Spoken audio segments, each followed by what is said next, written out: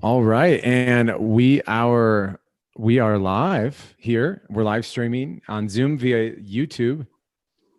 I believe we are our go for launch, go for takeoff.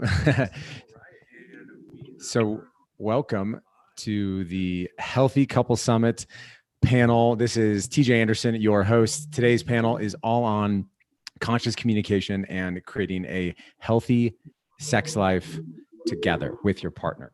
So today is day 3. So if you're just learning about this, I'm your host. I've been hosting a online event series called the Healthy Couple Summit since Thursday. So we went live a couple days ago, and today is day number 3, all on conscious communication. And I've got a few expert guests of mine who have already had a chance to interview inside of this summit joining me today. And I'm so excited to dive in and welcome them to the panel. So the first guest I want to welcome and introduce were our guests from Monday. So Thursday, our day 1 interviews. We're with Tom and Marzi O'Brien. So Tom and Marzi are tuning in from Costa Rica. How's it going? Welcome.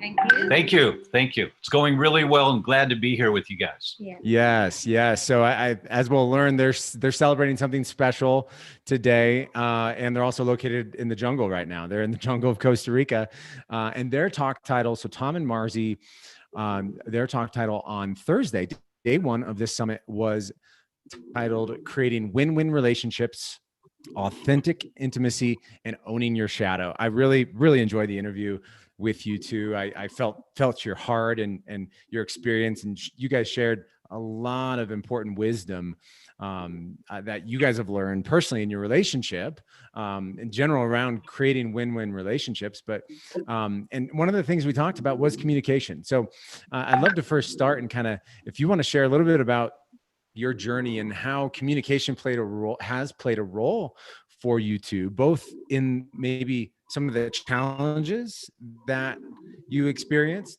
and or the success stories. Like, what are some of the strategies that you have found have been really helpful for you two to have more intentional, conscious, authentic communication together? Well, it would start with the first night we met, and my speaking my truth. You want to tell them that story? For the viewers, they already know the story because I told them about well, but if they didn't see it on Monday. Okay. Sure. So basically, the approach of Tom basically told me that he really liked me. He likes my personality. We just met, and he said, "I leave tomorrow. Let's go for drinks now." So we started the conversation, and it was no BS, right? It was very straightforward. It was very honest. It's something you cannot argue with.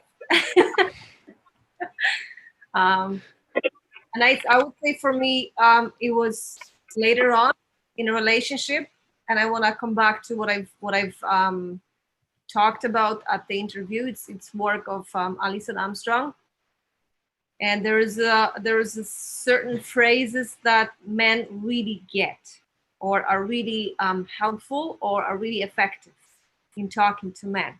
So one of her books, and I have no affiliation with Alison Armstrong, I just really love her work. One of the books is The Queen's Code, which is all about the language, how to approach men and how to talk to them, not to hurt. Well, you can't really hurt the feelings, but not to crush them. Crush them, right. Right. Men's feelings don't get hurt. Men get crushed. That the language we use when we're upset because our feelings have been hurt, we don't say, well, my feelings are hurt. Rather, we have some version of saying, what you did or what you said just crushed me. Or disrespected me, right? And so guys don't talk about feelings. So Alison Armstrong, I mean, she's fabulous. We drove 3 hours to get here to this weekend place that we're at in the jungles, and we listened to another Alison Armstrong tape all the way. You know, we're just laughing at how she takes these tender topics and expresses them in a way that you're just laughing about. Yeah, I do that. I do that all the time. Oh, you're right. And it opens up an avenue for better communication, for really better communication. And I want to go back to where we started, and when Marzi and I met, you know, it was a dinner after a presentation I had given that day, and we hadn't met or talked, but at the dinner it was loud, lots of people at the table, couldn't talk. And then as we're walking out the door, we happened to be walking out side by side, going through the storm door into the little vestibule before the outer door. And oh, hi. And I looked at her and I said, I really like you. I leave in the morning. Would you like to go out for drinks? And she said, yes. And while we're at drinks, and I said, do you have a boyfriend?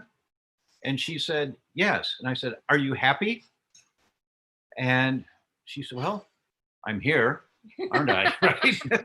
So, you know, it's like, ain't nobody got time to mess around, right? You know, especially for me, because I was leaving the next day, but I really liked Marzi. It was clear that we had some attraction, some common links together, and we both believe that we've been together before. And but that feeling, that familiarity was really strong right away. There's no time to mess around with having game. I got no game, zero. But you know, yeah. I got my partner for a lifetime now, and you know, there's a 27-year difference between us, and it doesn't. As of yet, it's been 6 years now we've been together. As of yet, we've never noticed an age difference between us. You know, that it's really not about an age, it's about a frame of mind. Mm-hmm.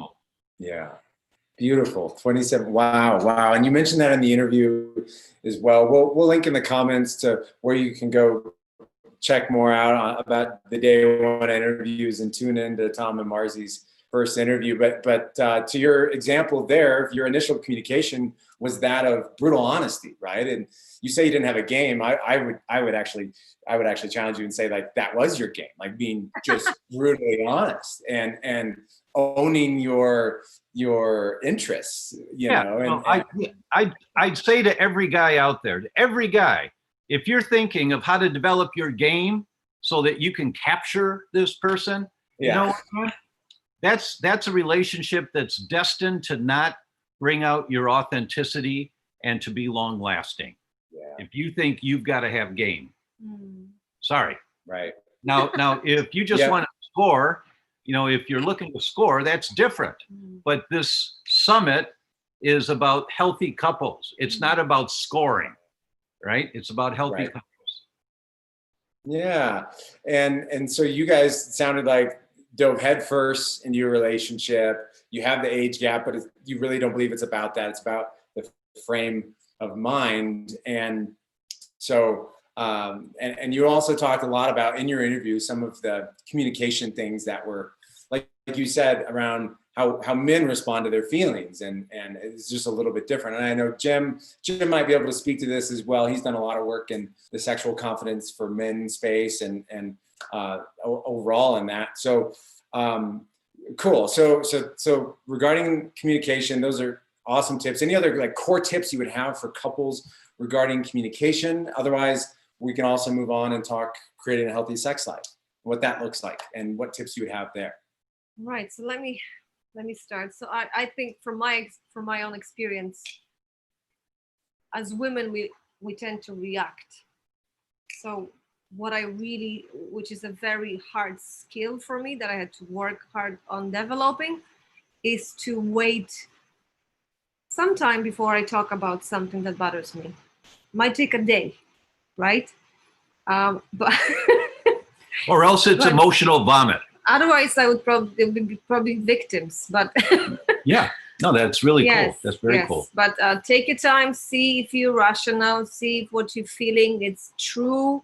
Where is it coming from? Is it coming from this particular situation, or is it coming from your past situation, where the hurt is born, right? Is it what happened right now, or something else? Just to get a clearer picture, talk to your friend. I don't know, meditate, take a walk, right? Don't just wait a minute. And I want to clarify that if it's an emotional vomit, I don't mean that in a disrespectful way, because a guy has to understand, all right, there's something going on here that may not be directly attributable to our interaction, but I need to have a big picture view here and not dismiss this and shut down my partner, but hear it as best as I can. And that's a challenge for me sometimes, because I'm like busy and in my mind all the time, and ain't nobody got time for this, or this isn't fair, and blah blah blah blah blah in my own mind. And I just need to take a step back and listen to what she's trying to say. Ooh, that's wrong. Great. Are the monkeys coming at you in the jungle? Maybe. Well, it might be. We don't know what that was. And also, I would say it's harder for me. Like Tom mentioned, he's busy. I really have to make sure that what I'm trying to say is going to be effective. If it's emotional and it's irrational, then he's gonna get frustrated, and then this is gonna take a lot longer to resolve. Right. So to reflect a bit in a typical like masculine feminine dynamic of a relationship. So your point, Marzi, around women needing to possibly be intentional about taking time on processing and reflecting and their feelings, their emotions, to collect the thoughts, and like you said, kind of work on articulating that. It sounds like that's been a core part of how you have handled your communication with Tom. And then Tom, to your point, like, maybe not taking things personally, trying to listen and understand, and on where they're coming from, and if there is emotional vomit, like that's okay, right? Like, but at the same time, like coming together and like getting clear around what is here to explore and learn together. Awesome tips. Now, what about creating a healthy sex life? We didn't necessarily talk about that in our interview, but I know you two are celebrating an anniversary this weekend. So if you want to talk about that, as well as kind of what it's like to have the difference in age gap. And I know you might have something else to share too, but talk to us a little bit about that topic, and what tips you would have from your experience on creating a healthy sex life together. Well, on our third visit, our third date in Dublin, Marzi lived in Dublin. I said, just out of the blue, I said, "You want kids, don't you?" And she said, "Yes." And I said, "Okay." Obviously we've been together before. It's really easy being together. It's almost effortless in many ways. And the intimacy is good. And I know it can be really great, but it's good now. So it's really about who puts the cap on the toothpaste, and who puts the toilet seat down. And that's going to take a couple of years to figure out, so moved to San Diego, and Marzi did. And living together was, there's the magic of the new relationship and lots of intimacy regularly. And I'm a very physical guy.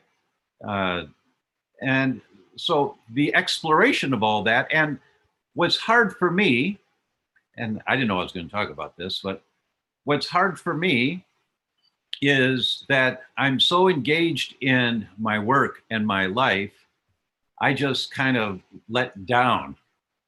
When I'm not on, like we're sitting here waiting for you, and I just downloaded 2 more studies to read about how the virus hijacks human mitochondria. And so that's where one of the mechanisms by which viral diseases occur is that it gets inside the human mitochondria to feed, and I'm like always doing this kind of thing. And when I stop to be with my wife, sometimes I'm just tired, and I haven't recognized how tired I am. And so Marzi will touch me and start to, rub on my back, the sense of touch. It's not sexual. It's basically to get him out of his head. To get me grounded. Yeah, poke me in the eye. It's Getting in his body. it's Yeah. really to get me grounded in my body, and I need that beforehand because I'm in my head. I'm deep in my head. I'm out on the spectrum a little bit, and so I'm way in my head. So I get grounded in my body, and then it's hard for me. I don't know if this is true for many guys, but it's hard for me to then let go of enjoying that groundedness and being stimulated to stimulate my partner.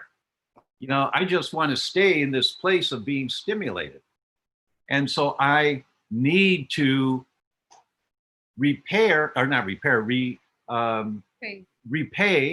the attention, as opposed to just getting my rocks off, right? That you have to, I think for guys, you have to give attention as much as I want, I have to give and more.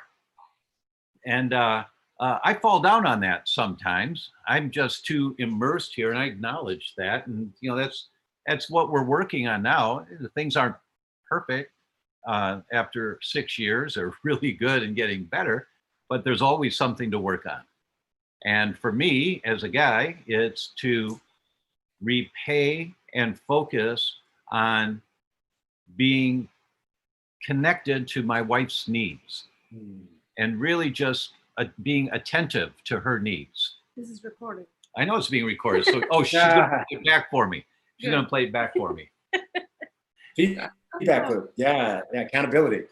Beautiful. Thank you for sharing, Tom, and being vulnerable. And, you guys have been together for 6 years. You talk about like the honeymoon phase. I think a lot of people that are watching this have been in relationship can relate to that. Like that's a real thing in the sense that things can change. Familiarity can breed boredom in general, right? So keeping attentive and intentional about how you do kind of shift your hat, right? Go from doctor hat to like husband hat, right? And go from in the mind to like in the body. And that I can totally attest to the power of the feminine to help support the grounding of that experience. So, and I think that's a really important tip and lesson for men out there, and to recognize when they might be in their mind a bit too much, and recognize overall the balance of the relationship and how much attention, like, are you really bringing your partner? And that's of course you can communicate and talk about that. But at the end of the day, like you know it, you can feel it. Like when the presence is there, it's there. And when it's not, it's not. And so it is really important. So I appreciate you sharing about that. Thanks, TJ. There's one more thing I'd like to say about that. And that is, I think that I've had the opportunity to be on a number of summits, and Marzi and I have run a summit, and our guest speakers always want to give the pearls of greatness, the secret key that unlocks the dynamic of whatever the topic is. And we all want to be great in sharing that key to unlock. But the first consultant I ever worked with before I opened my practice, and this phrase has stayed with me for now 40 years. It's okay to be stuck in the mud, but it's not okay to wallow in it, right? And so I want to hear speakers, like we're doing a summit in the spring of next year, and I'm inviting people now, and I'm coming up with the questions, and I want to know where they're stuck in the topic. Then I'm going for the cerebral jugular of the topic that they're an expert in, right? It's okay to be stuck in the mud, and I want people to talk about where they stuck and how are they working in that, because it makes it real for everyone who's watching. And it's not that they have to try to achieve the super key, the most marvelous orgasm, or daily life is not the best orgasm ever every day, and so recognizing this concept of we got some issues, but I'm consciously working on them. I think I know that Marzi appreciates that from me more than anything else. Hmm. That's beautiful. Well, you're right. Vulnerability, like, is authenticity, and the more real you can be, the more other people can connect and relate with you, and actually like pull out those golden nuggets and feel like they have similar areas or opportunities to work on in their life. So I appreciate and honor you, Tom, for being vulnerable. And Marzi, if you have any last words, I know you two have to run. You got your wedding anniversary to celebrate this weekend, and probably many jungle activities. But no, I wasn't alluding to that. But funny. Yeah, I would love to add that yeah, communication in this area is very important. So intimacy might mean something different to me than it means to Tom. And Right. it's very important in being, I'm going to give products, I'm not going to talk. Yeah. It's very important to not use it in different way than connecting. Mhm. yeah, Intimacy for us is whenever we get together, it's really about just being together. So we're not using it as a manipulational tool or to get closer to each other. Like we really, it's almost like a different separate part of our daily life. Mhm. Would you agree? Mhm. Yeah, and it's a method of communication. Yeah. You know, and yeah, completely. I'll stop there. Okay. And he wanted me to show you my belly, so I'm gonna show Oh. You're expecting as well, right? I'm on the bed, so I need to get up. So here's my Oh belly. wow. Yeah, How far along? that's the That's the boy. 8 months. Yes, Beautiful.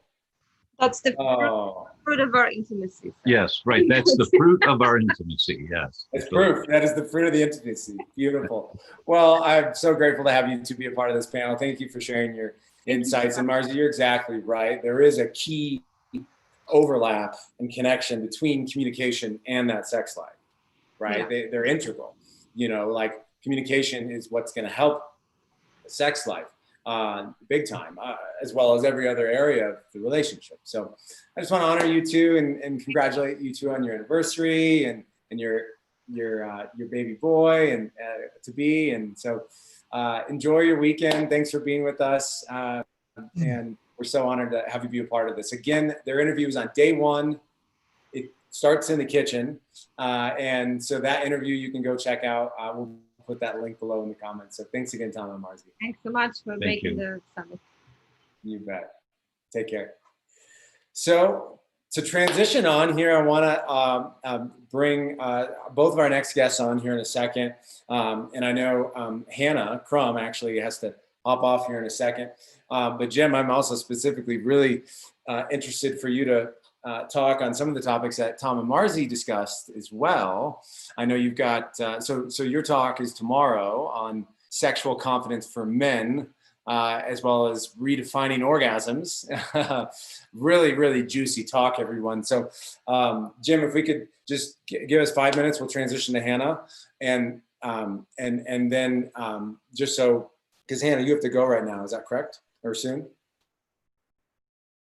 Yeah, cool. So Hannah Crum, I want to briefly introduce you, share a few words, tell us about your interview on Monday, the magic of kombucha, and specifically how kombucha, so you're the kombucha mama, the founder of Kombucha Camp. How can kombucha serve as a healthier alternative to alcohol, as well as maybe spice up your sex life a little bit? Talk to us a little bit about that. Yeah, kombucha is a complex, delicious beverage, just like a lot of other fermented beverages. Many fermented beverages do contain alcohol and therefore can inebriate or intoxicate. And kombucha's intoxication factor comes from B vitamins in a living form. It comes from improved digestion. And while those may not sound as sexy as getting wasted, they actually help your body support a healthy liver. So even if you are drinking, enjoying kombucha with your alcohol can actually help you process that more quickly so your body feels better in general. But many people have found, myself included, the more we consume kombucha or other types of fermented foods that contain trace amounts of alcohol, our cravings for harder alcohol beverages is reduced. So that's not to say I don't ever imbibe, of course. I still enjoy, but I do like to mix it with my booch. So I meet with friends on the beach on Thursdays, distanced and outside, and we are often sharing a bottle of wine and some kombucha. So it's a really great way to enjoy that. But for those who are abstaining from alcohol, it's also a really delicious beverage you can include as well. And in terms of, I really enjoyed all that Marzi and Tom had to say, because I think that when we prepare foods ourselves, we're able to infuse energy into them in a way that maybe when you're just purchasing a processed food or a fast food, you're not getting that same type of exchange. And, food is a love language as well. But I also really enjoyed this sort of idea of, safe, healthy, non-threatening, non-sexual human touch. It's a lot of qualifiers there, but, we need to be touched. We need to be held. So many studies have shown that babies that don't have that contact, or children, it really impairs their ability to develop their brain waves, and that doesn't, or their brain in general, and that doesn't stop when we become adults. We really need to have those intimate, loving moments of touch that don't have to lead to the bedroom, though sometimes they do, in order to feel whole and complete and seen and recognized, and to release stress and things like that. So I know I went kind of a couple different directions there, but also would love to hear your thoughts on this, Tej. Yeah, well, and so yeah, your point around like kombucha is helping to process alcohol quicker. And when I brought up like healthier alternative to alcohol, like I'll also have alcoholic kombucha sometime, and we all know alcohol can. I feel like there's a lot with alcohol. There's a lot of diminishing returns. When you get to a certain level, it affects negatively sex life. But for some, certain drinks in small doses can also warm things up as well. But you're saying so kombucha with these live enzymes and all the magic that goes into kombucha. I'll go ahead and just share my screen. If you haven't already, you can also register directly on our site here. So it's healthycouplesummit.com. If you register, you can get access to all of these interviews for free. We've got 2 more days of the free interviews. Here's day 1. Hannah, right here, Hannah Crum. So your interview went live on Monday. And so it can also be also good for gut health, right? And gut health has an effect with hormones, right? And can help support energy, and like you have a little caffeine in there. And so, of course, maybe you don't want too much caffeine too late at night, but I love the idea of couples leaning in, maybe even making kombucha. So if you want to go ahead, we'll put a link in the Facebook group on the comments or in the chat box, Hannah, and we'll link people to your site to learn more about your great work. But I totally agree with you on the physical touch. Amanda was just gone for a weekend, and we were holding each other and massaging each other in her back, and that's the oxytocin. That's some magic right there. So great points and words of wisdom there. And yeah. Well, our gut health also connects to our mental health. So all of these things are related and connected, and it's not one thing that's going to get us to where we need to be. And so I'm a huge fan of mixing and matching different modalities. And, like I just came from acupuncture, and I'm going to go paddleboarding tomorrow and be in nature. I'm sitting outside watching the bees pollinate the flowers. And to the other point about, so kombucha is a great mixer. Add your favorite alcohol, gin, vodka, wine, whatever you want. A little bit of booch goes a long way in that regard. But then, because kombucha is sort of a mix between what the word I'm looking for is, it extracts, there's a word for this, that's okay, but it extracts nutrients from other things. And so if there are certain herbs that are going to help, Damiana, or other herbs that can help support feeling in the mood and things like that, cacao, right? You can infuse those into your kombucha. So you can even intentionally create Ooh, kombuchas that are for special purposes. So, when you start to learn more about herbs, it becomes a great tool to enhance those properties, because even when you flavor the kombucha with those herbs, they're going to solvent. That was the word I was looking for. It's a solvent. And so it's going to extract those properties and put them into the beverage. So not only does it taste amazing, but you're getting these other great benefits that go with it. And so you can get super creative. It's just a really fun medium to work with. And yeah, it does help. So if you overindulge, that's where, having the kombucha before you go to bed will there you go. help prevent waking up with a headache in the morning. But Or the next morning as well. I mean, it can yeah, be a little hangover cure too. So it's one of the best hangover cures. yeah, yes. Awesome. Well, thank you, Hannah, so much. I know you're kind of on the move. I appreciate you being a part of this summit, your interview. I really enjoyed it, and being a part of this panel here and sharing your words of wisdom with everyone watching. So Well, thank you, TJ. It's amazing you put all this great information together for folks and covering so many different facets of what we need, and excited to hear Jim's talk as well. So thank you yes, so much for having me, and have a wonderful day, guys. of course, Hannah, you bet. See you. Hmm. All right. So next, I'm excited to welcome our next guest here on the panel. As Hannah was just alluding to, I'm going to be moving now to Mr. Jim Benson. Jim, your title of your talk tomorrow, so Sunday, is Orgasms Redefined, Sexual Confidence for Men, and Being More Present During Sex. Now, all three of those things kind of pull people in for different reasons. And we might have women watching, we might have men watching. Tell us a little bit about your journey, and I know we get into all of your expertise inside of our interview, and it's really a gold interview, by the way. So if you guys want to dive into creating a healthier sex life together, tomorrow's interview with Jim is definitely worth the price of admission, which is free. So what are you saying, TJ, exactly? but you can always own these interviews forever.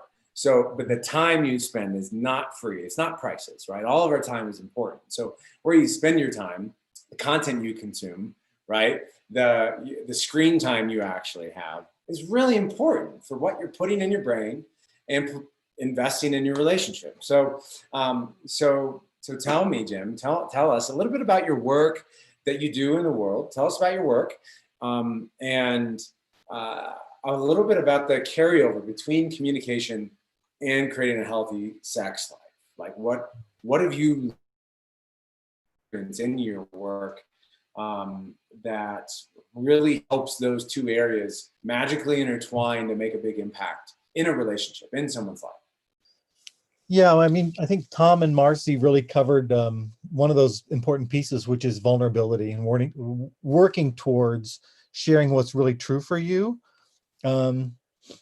But the other thing I was thinking of just personally that I noticed for myself and also with a lot of the guys that I coach and the couples that I work with, Yep. is that what is your major defense? Like what's your, in terms of your defense structure, and how do you communicate from that? You tend to communicate from that. So for instance, my primary defense would be to withdraw.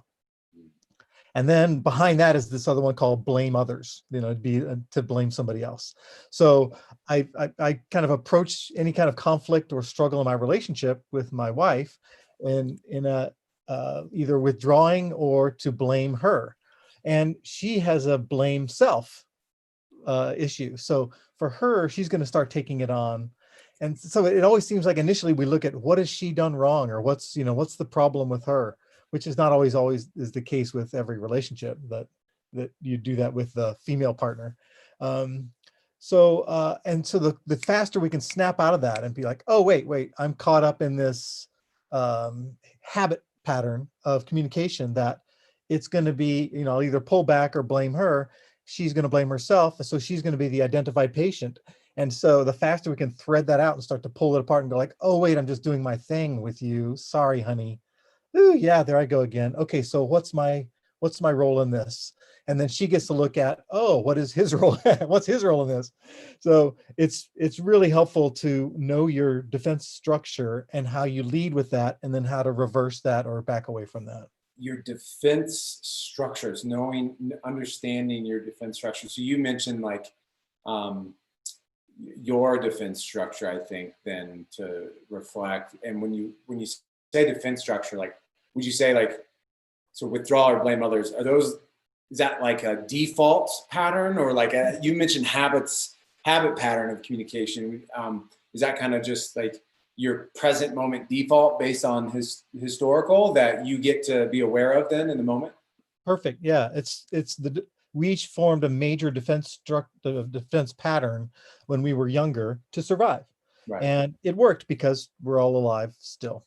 So, but we could be more alive, right, if we're tracking what that structure is and how it's affecting us. So, do you blame others? Do you blame yourself? Do you withdraw? Or do you just distract? Do you just like, I leave, I just disembody, or I watch Netflix, or, something. That's the other one, right? So knowing the structure and knowing your partner's structure really helps establish a base for communication. It is like beyond love languages, my friends. This is understanding your historical patterns that we've built these defense structures perhaps since childhood, and not just knowing your own, but knowing your partner. So if you are in a relationship and conflict does arise, to take a step back and look at the bigger picture and look at, all right, what are each of our own individual default patterns that we bring to the table, and what is true and what is not, and that's the only way to truly get on the same page to handle conflict in communication in an intentional, conscious way, because we have not baggage, but we've got the patterns. We bring our history to any relationship. And so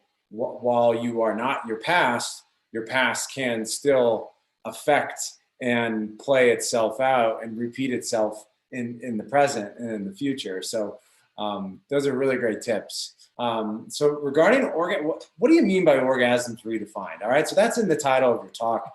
Orgasms redefined. What does that mean, Jim? Well, when I first started creating my program, the Multi-Orgasmic Man, or Multi-Orgasmic Lover, it's mostly for men, but I have had women go through the program too.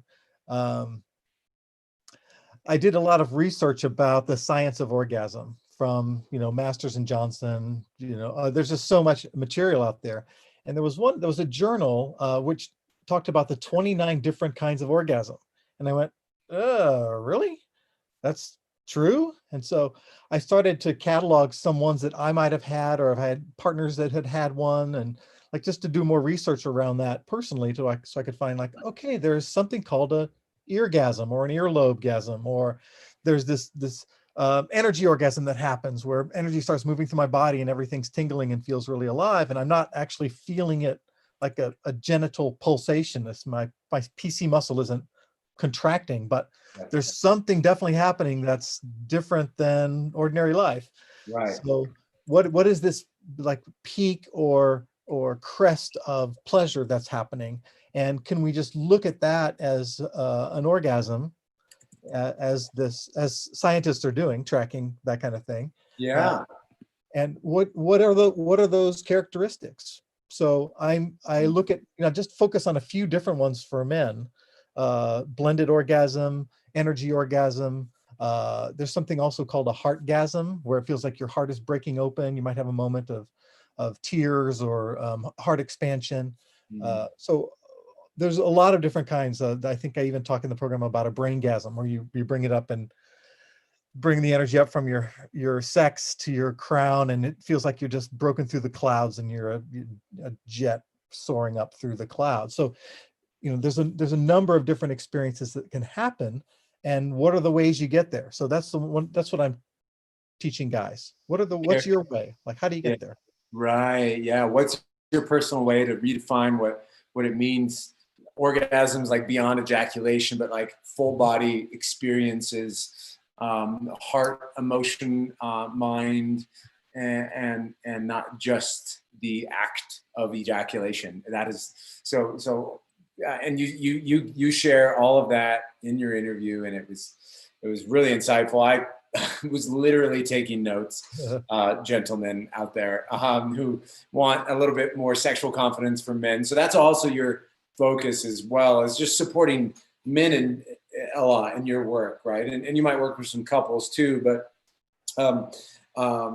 yeah. So the Orgasms Redefined allows someone to be more embodied, right? And I think that's something that you covered in your interview.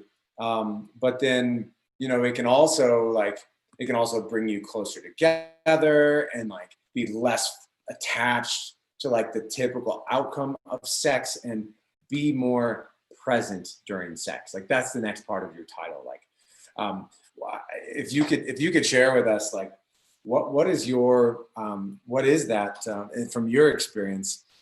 If you for couples out there and for men specifically, maybe, and women, why is it important to be more present during sex? Why is that important? Well, I'd say number one is that you're going to experience more pleasure. If you're present and there, you're going to feel more pleasure than if you're disembodied or strategizing about your next move or feeling anxious, because anxiety means you're not living in your body.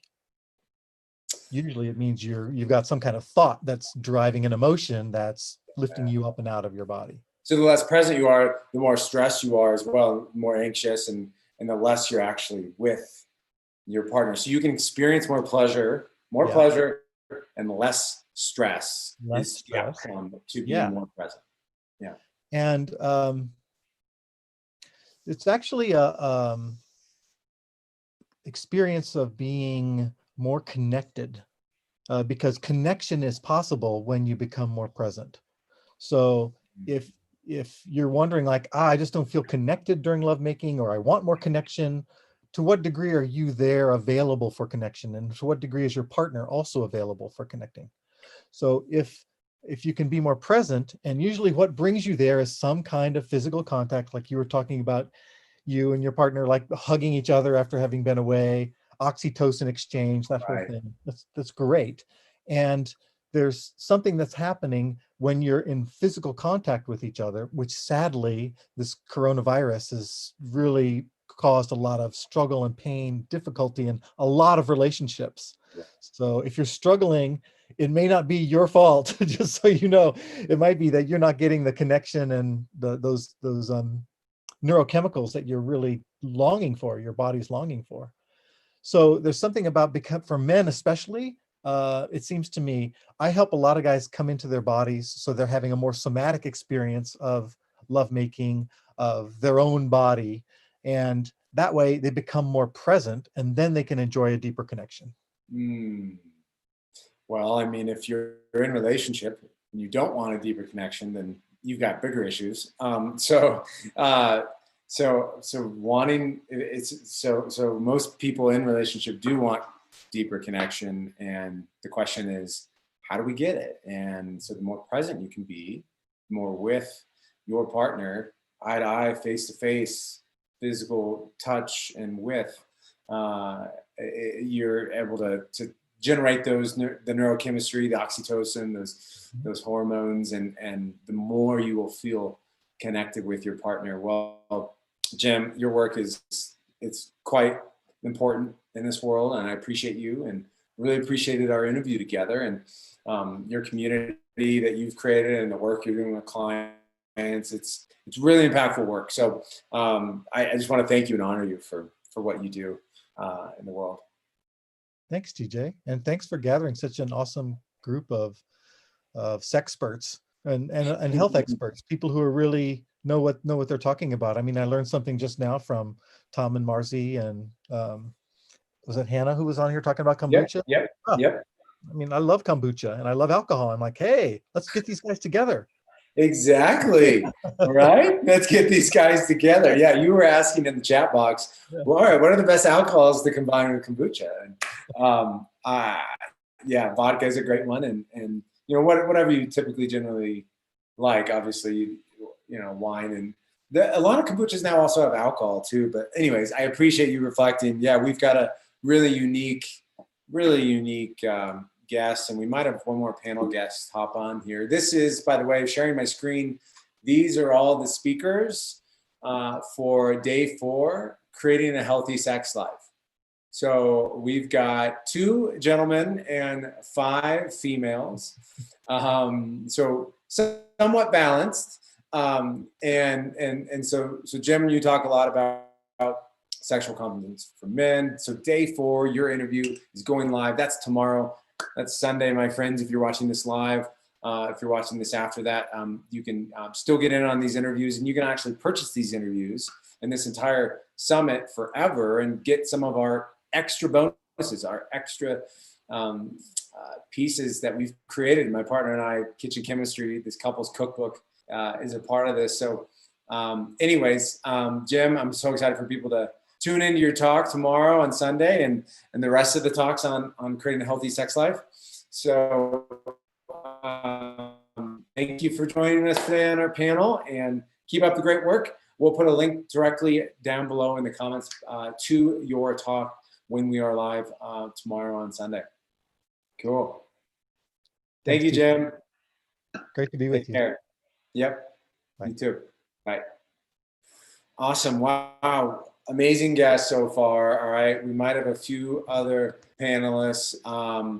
So bear with us. We're going to have one more panelist, and I'd love to hear what you think so far. I would love to hear what you think. So put in the comments below. What have you learned so far? How has everything that's been shared, how has it resonated with you? Like, did anything come up for you? Have you had any insights? Are you exploring ideas about like what's been shared and any of the strategies or experiences that you could relate to, or find kind of golden nuggets to maybe integrate into your lifestyle, into your relationship? Would love to hear from you. You can write it in the comments below. Cool. So take your time here. We got one more guest coming on, and her name is Madeline Moon, and is another one of our guests who you're going to learn from on day 4. Again, right now, if you're watching this live, this is Saturday. We're on conscious communication. These are all the speakers right here on conscious communication. Susan Campbell, talking about authentic relationships and knowing your triggers. Christina Brett Earthhart, talking about the 5 areas of conflict. Jason and Ellen Gaddis talking about insecure versus being secure in relationship, and the power of attuning your relational needs. Really great interview with Jason and Ellen. They actually live out here in Boulder, Colorado, locally where I'm at. Ariel Ford, author of The Soulmate Secret, manifest the love of your life with the law of attraction. So, I love that interview. She talked about some really important tips for how to reframe different ways of looking at your partner and your relationship. And Satyan and Susan Raja, really powerful couple here today. Their interview is really igniting passion and love. They've done a lot of great work in this space, and they actually role play some communication examples about articulating their feelings and their emotions during the interview. So it was really, really powerful. I highly recommend you check out their interview together. And then Kate and Jay about the power of being a sensitive in a romantic balanced relationship. So power of being a sensitive in a balanced romantic relationship. Those are our good friends out here from Boulder as well, Kate and Jay. So I want to bring on my next guest. She is here. So I'm letting her into the Zoom room. I believe this will be my last and final guest. I want to welcome my friend and one of our speakers here whose talk will go live tomorrow on day 4, creating a healthy sex life, is Madeline Moon, a feminine embodiment and yogic intimacy teacher. So Madeline Moon, Maddie, thank you so much for being here with us now on this. she's working on her audio. You are muted, so. Okay, and I'm trying to get my my video here. There we go. Awesome. Hi. Oh, we got a video there. Nice. Hi. Great to have you. Ah, you're frozen. I can't hear anything you're saying.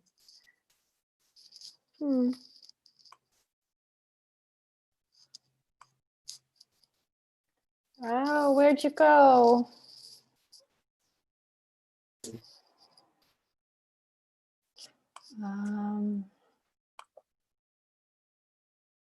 This forward. Can you hear me, Maddie? Yeah, There there you are. It's a little Okay. chunky, but you're with me now. All right. So we're talking conscious communication and a healthy sex life together today. I just mentioned to everyone how your interview is going live tomorrow on Sunday. So today's theme is conscious communication. Tomorrow's is creating a healthy sex life.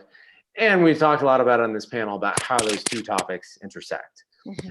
They play a big role together, right? And so I would love to hear a little bit about, so your talk specifically, just so everyone knows, again, this is her talk, Madeline's talk is tomorrow, Sunday. It is titled, How to Create the Space for Sexual Using Polarity. So I really loved our interview, and I appreciate you for being a part of this, Maddie. And so in a nutshell, like, what are some of the principles that you have found as it relates to communication that can help a partner in relationship, help a couple to explore and create that space that is needed for that polarity? What have you found are maybe some of the mistakes they've made, and like the strategies to focus on, like, that can really help a couple grow in this area together? Okay. Let me get my bearings here. We're jumping right on in. Yeah. Okay, so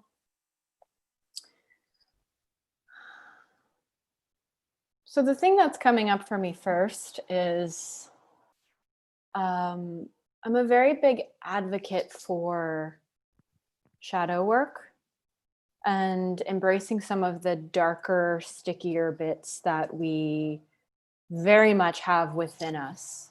And in fighting, a lot of times there's that outward energy. It's like really like a forward movement, and there's conflict, and it's lurching out of your body, and it's the offense and the defense.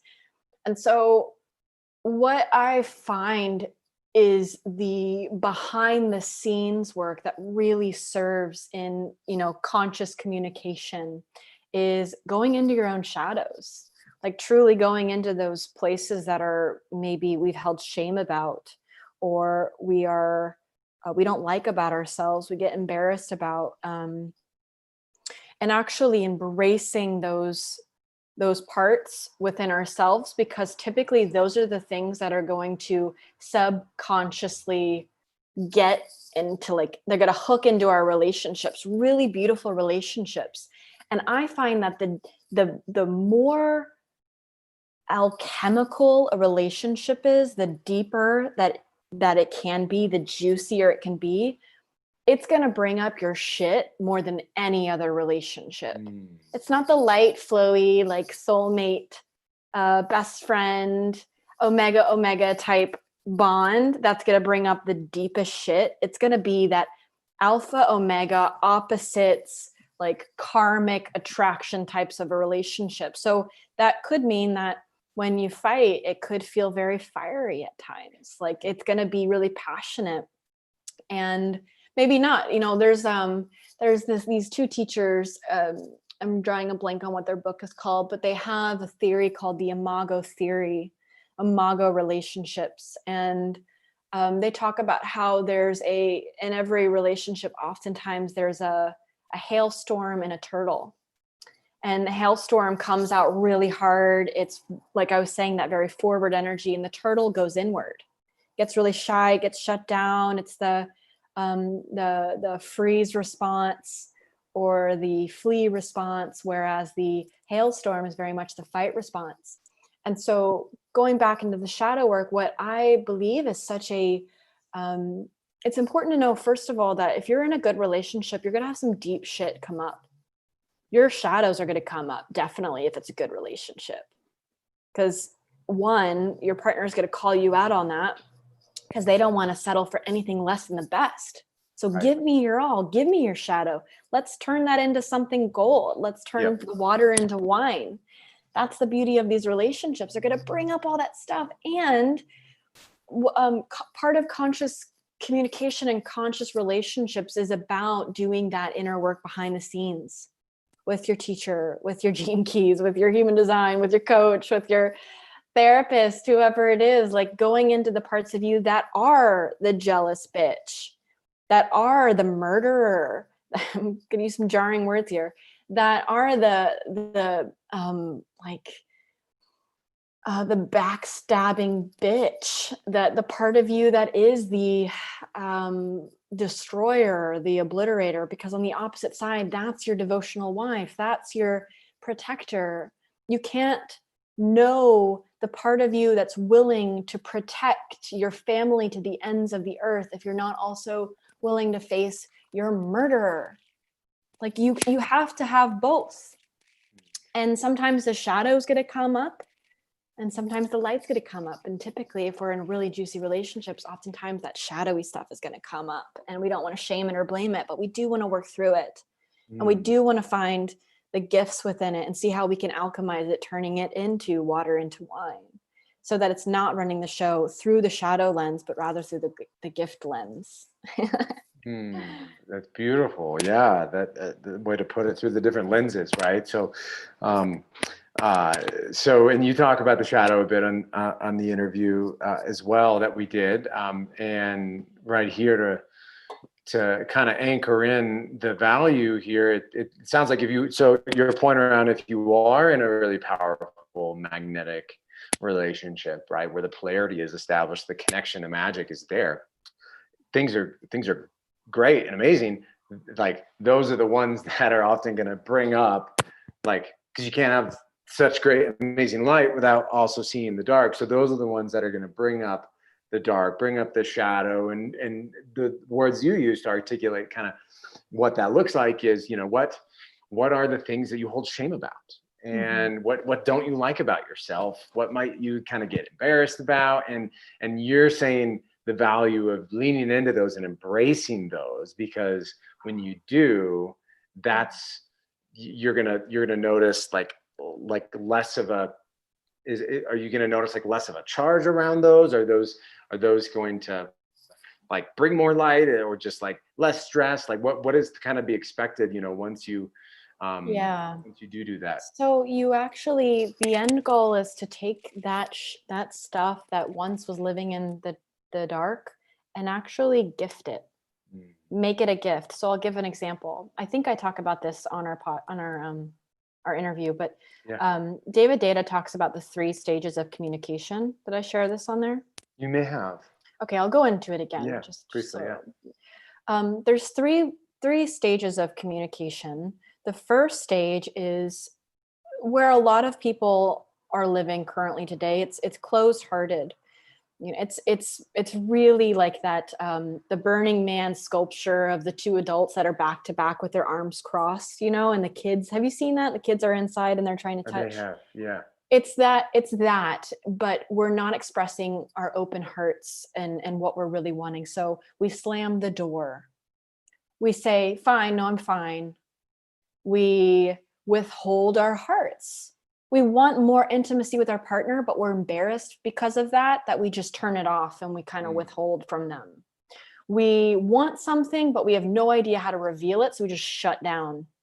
It's very, if we were to put this into an archetype, it's very 1960s housewife and 1960s husband breadwinner. It's not empowered. We're just put into these roles. It's closed-hearted. We're just doing what we're told. And it's not creating deep intimacy. It's not eye-gazing and revealing the depths of your heart and polarity and juice and like, it's none of that. It's closed-hearted and it's sad and it's painful for all of us. And so many of us live here. The second stage is what most talk therapy is teaching us to do. When this happens, I feel and I want and I think and I desire. It's I statements. It's that next step, and it's actually where most of us need to start learning how to be. I'm sure that in today's talks with conscious communication, you're talking a lot about this, of how to express what it is you need. Oh, I'm noticing I'm feeling jealous. I like Kate, and I like you hanging out with Kate, and I also feel jealousy about Kate. This is a very important place for us to learn to be, is how we can put words to what we're feeling without pointing the fingers and judging. And we're also not closing our hearts. That's the beautiful thing. You're actually expressing and sharing what it is you feel. So taking the jealousy example, the third stage, according to David Data, is when we take that feeling we had and we reveal it through art. And we actually open the moment and we create intimacy through that feeling rather than talking about it, because talking's great, but it's not that hot. So what if we could take the shit that we feel, I want to own you. Like, jealousy is really a possession, a possessiveness. The truth of jealousy is, I want to fucking own you. I want to own you. I want to claim you. I want you to be mine. I want to get my claws and scratch them through your chest so no other woman will ever take you, because she'll know that you're mine. Like, that's the depth of jealousy. And a lot of times we express it through first stage, which is just being passive aggressive. Like, oh yeah, I bet you want to hang out with Kate, don't you? Or we can go into that enlightened stage 2 place where we say, when you hang out with Kate, I feel jealous. Thank you for listening. Namaste. And we're not jumping each other's bones, right? We're not like turned on doing that. Or we could go into third stage and we could think, how can I artfully express that I want to claim him in a way that's going to create intimacy and depth, and maybe even evoke his desire to be claimed by me. Whereas most of us, when we have jealousy coming at us, it repulses us. We feel that the person is clingy or needy, which is like a word I can't stand, because it's like the dark side of jealousy, of not embodying it. But what if we could express our jealousy in a way that actually drew in our partner more? So, for example, one way that I've played with jealousy before, jealousy is I talked about in my lineage, there's a lot of like, the word that I used on our talk was narcissism. On my mother's side of the family, there's a lot of that, of the hierarchy, white woman, I'm gold, I'm like just really self-absorbed, and I'm making it it's very clear in my life that that's something that I want to integrate, that shadow in my life of the jealousy of the world revolves around me, so that it doesn't run the show. I want to play with that, because I don't want to fall into shame around that I have that within me of like thinking I'm just the best, instead of that running the show and actually me thinking I'm the best and being passive aggressive with people who don't think that I am. I've made it a practice to really notice how my jealousy, I'm better than anybody else comes in. And then I want to flip the script and I want to play with it so that I control it. It doesn't control me. So I've done different pieces of arts with my lovers around my jealousy. One time I don't know if I talked about this on our talk, but I've like I've done like, he comes in and I put on a really nice piece of lingerie, and I've got she has a song about being jealous, and I've got Beyonce playing, and then I come in and I lure him in and I might whisper in his ear something like, don't you fucking ever hang out with another woman. I'll whisper something, but I'll make it sexy and I'll gift it to him. I'll gift the truth. The truth is, you're mine. I want you to be mine. I'm the best woman. Love me, want me. But I do it in a way that's artful and it evokes him and it makes him go, oh yeah, like, oh, okay. It's the third stage. It's turning that shadowy stuff that we feel, or even our pain that we feel, and we gift it. We create a little piece of art out of it. And it's not, the key here is that it's not actually to get anything. It's not to get him to stop hanging out with people. It's not to get him to say I'm right. It's only to gift. It's, wow, there's a piece in me that's a little darker. How do I reveal it? Because when I reveal it, there's then more available there's more parts of me available to love. It's a gift to myself as well, because now the part of me that's actually really sad and jealous and is insecure gets to be loved too, because I give her a voice. Because you give it a voice, you give that shadow, if you will, a voice in stage 3 in a creative, artful way. I love the way you put that. It's like expressing beyond words. Like words aren't sexy, words aren't hot, but more than words, if you use them with and through art of whether it's play or dance or actually creating a piece of art,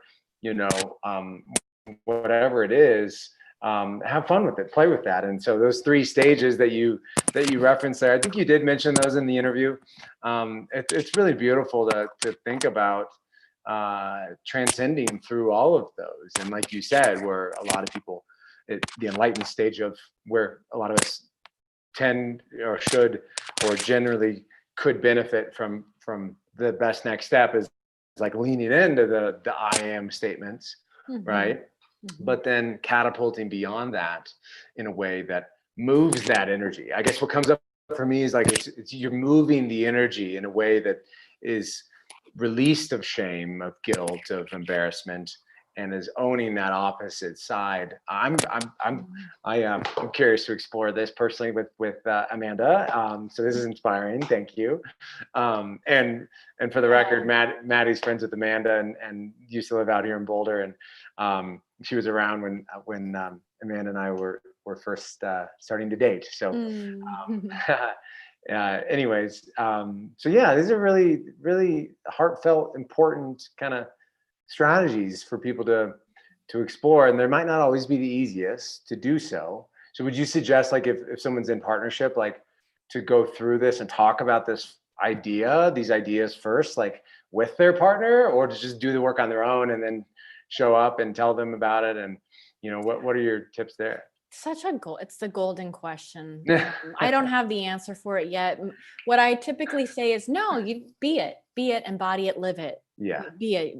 I don't think the leaders before us had to make sure everyone understood, okay, here's what we're doing. Like, I'm going to be a feminine woman. Like, I'm going to reveal how I feel. I think they just lived it. Yeah. But with that said, I also I'm going to stand by that, because the people I typically date don't know about this world. And I don't ever anymore. 3 years ago, when I was really getting into it, and I remember the part in me that was like, to practice this, I need everyone to understand. I need them all to understand what we're doing before I do it. So I very viscerally remember thinking that was what I needed. But 3-4 years later now, you really don't. You do your work, especially as the feminine being. Because the masculine's part is quite different. The masculine, as a feminine being, you can't be teaching the masculine how to be more masculine or how to receive your feminine, or you are in the masculine, and it's not going to evoke within him the desire to be even natural with you if he thinks there's already a way that he has to respond to your revealing. So what I would encourage people to do is start smaller. Like the example I gave of Beyonce, and that's fun. But you can also start with, for example, Giphies or emojis. Like, how can you express how you feel about something with the knife emoji? Like, I'm gonna be home late, baby. Knife, knife, knife, knife, cry, smiley face. Like, you can reveal even like how you feel about something through that. Be like, grr, and I love you, knife and heart. And like sending Giphies. I send Giphies all the time just to reveal how I feel about something. If a date is bringing me over food after I've had a very long day and he's just bringing us takeout, I'll do the fainting Giphy. There's like a Giphy of a woman fainting, and like she's just, And so I'll send that instead of thank you, I'll send this picture. It's art, it's an action, it's a Yeah. scene. And I think that lands in the masculine's nervous system a little bit different than the words. The words are great, thank you is great, but sometimes being able to see an expression, it gives the masculine, who has quite thick nervous systems, some pleasure. It's like you get it moves out of the linear, out of the logical, out of the analytical, out of the reading and the mind, and into the body. So the more that we can also be in our bodies and deliver physical reactions and expressiveness, and our smiles, our frowns, our hisses, our tantrums, our or whatever, like just using our body to actually reveal how we feel about things. That's, for most masculine beings, I'm not saying all men, every human being is a human being at the end of the day, but through my lens and how I see the world, people who are primarily masculine don't have the same access to pleasure as the feminine does. And the expressiveness and the sensitivity and the deep impact that the feminine can feel by little things, the masculine doesn't have that access as quickly. So the more we can gift it and we can reveal how something makes us feel, it's like receiving thick, ooey gooey honey in the masculine's body that they don't have the access to that we do. So it's so nice for us to be able to gift that to the masculine as well, and it creates polarity. There's really nothing but benefits. Nothing but benefits, my friends. You heard it here first. So speaking of polarity, that is a big part of your work and a big part of our focus on our interview. And what you shared today is, I've really enjoyed it and excited for people to hear and integrate what you have shared and to explore this in the relationship. And this is just a taste, my friends. So Madeline Moon's talk, How to Create the Space for Sexual Tension Using Feminine and Masculine Polarity, is going to drop at midnight tonight, Eastern time. So you'll have 24 hours to watch this amazing interview where we go even deeper than we have today, Maddie and I, exploring these dynamics inside of a relationship and inside of you individually, personally, because all of us have, as she was sharing, a certain balance of feminine and masculine energy, and playing with that, understanding it, and experiencing it on your own and in relationship strategically can go a long way. I love the Giphy idea, the emojis. It makes sense, and in terms of trying to have something land in the masculine, and create, that is art. So that's very fun. I might have to play with that a little bit with Amanda. Yeah, I love that. Never do the same. So thank you again so much, Maddie, for being a part of this Healthy Couples Summit, this panel today on communication and sex life. Where can people learn more about you? Tell everyone a little bit more about your great work in the world. Thank you. Thank you so much for having me on today. Yes. And I can't wait for everyone to hear the interview when it drops tonight. So you can find me at maddiemoon.com, MADDY, moon.com. And my podcast has been around for 7 years now. So there's 322 episodes for you to listen to. It's called Mind Body Musings. You can find that anywhere podcasts are. And my Instagram is Madeline Moon, MADELYN. I'm very active on that. You can find me there. And I do have, for women, a group coaching program called the Sisu Society. Sisu means extraordinary determination and grit. And it's a Finnish word. I believe love needs extraordinary determination to be true to love, to arrive as love, to be open to love, to be sovereign in love, to have autonomy and agency in love. It takes immense grit through love. It's a soft grit, it's a fierce grit, but it's a kind of grit that the feminine has access to when we remain true to our purpose of being here to be love. So if anyone is interested in that, you can find that at maddiemoon.com/sisu-society. You can join, you can cancel anytime. It's very open, free. Beautiful. Yeah. Awesome. Cool. Well, thanks again, Maddie. Have a great rest of your weekend. I can't wait to hear how people enjoy your interview tomorrow. Thank you. You bet. We'll see ya. All right. So there we have it. We are about close to wrapping up here. You've heard from 5 guests now. Our actual speakers, 5 of our 35 speakers inside of this Healthy Couple Summit on this here panel for communication and creating a healthy sex life together. And so Maddie was a great interview, as were all of the interviews.